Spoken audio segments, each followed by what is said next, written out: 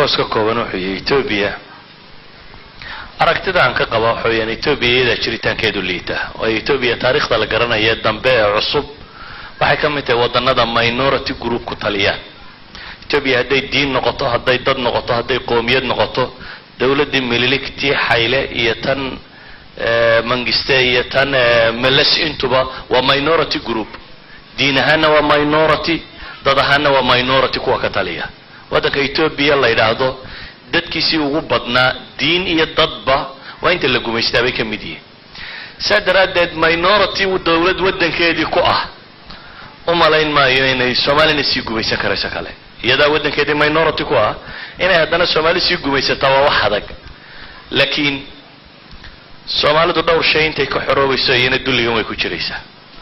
Soomaalidu caqiidadan qabiilkee diin iyo wadan iyo dhaqan iyo dadnimada ka xoog badan intay jirto in reer loo gaaloobo gaalkii Ingiriis reer baa loo raaco dad kale loo laayay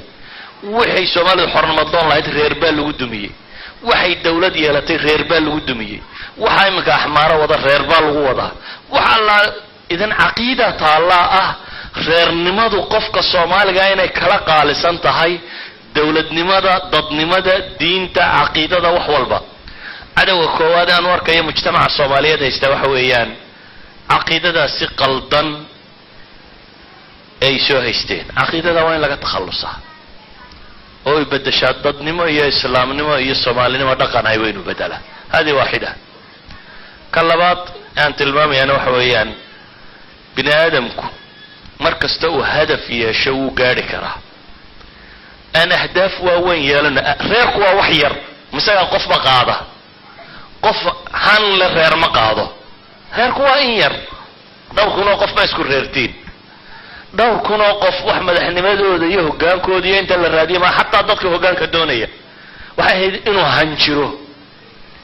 hanweyni inay dadku yeeshaan oo ah war dunidayna wax ka bedel ka fakara geeskii yaraa inaynu sii tunno intaynu ka fakarayno caalamka bashar baa maamula bashar baanaynu nay idan inuu hankeenu weynaado inaynu dunida wax ka bedelayna ka fakarnee